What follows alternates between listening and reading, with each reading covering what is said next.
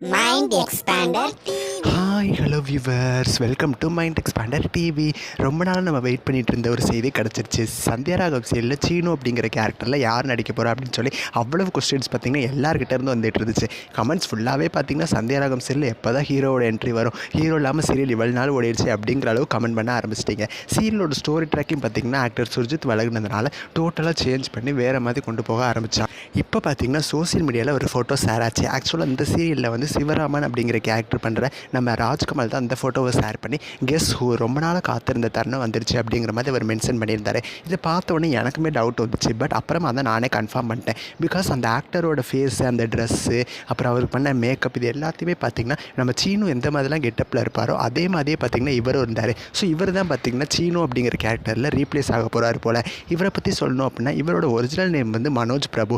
இவர் வந்து சீரியலுக்கு வந்து எனக்கு தெரிஞ்சு புதுசு அப்படின்னு தான் நினைக்கிறேன்.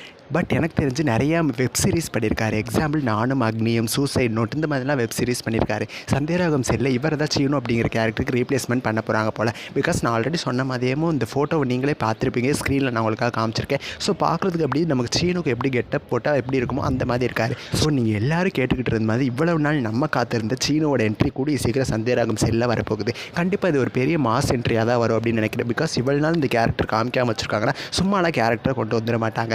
என்ன தான் புது ஆக்டர் வந்தாலுமே ஆக்டர் சுர்ஜித்தை நம்ம எல்லாருமே ரொம்பவுமே மிஸ் பண்ணுவோம். பிகாஸ் ஸ்டார்டிங்கில் வந்து இப்போ வரைக்கும் பார்த்திங்கன்னா மாயா சீனு பேருக்கு பார்த்திங்கன்னா ரொம்பவுமே அவ்வளோ ஃபேன்ஸ் இருக்காங்க. இதுக்கு முக்கியமான ரீசனும் ஆக்டர் சுர்ஜித்தும் அப்புறம் ஆக்டர் சந்தாராவும் தான். ஸோ இப்போ இந்த நியூ ஜோடி வந்து நமக்கு பழகிறதுக்கு ரொம்பவுமே கஷ்டமாக தான் இருக்கும். ஸோ இந்த ரீப்ளேஸ்மெண்ட்ஸை பற்றி உங்களோட கருத்துக்களை மறக்காமல் எனக்கு கமெண்ட் பண்ணுங்கள். நெக்ஸ்ட் வீடியோவில் நான் வந்து உங்களை மீட் பண்ணுறேன். தேங்க்ஸ் ஃபார் வாட்சிங்.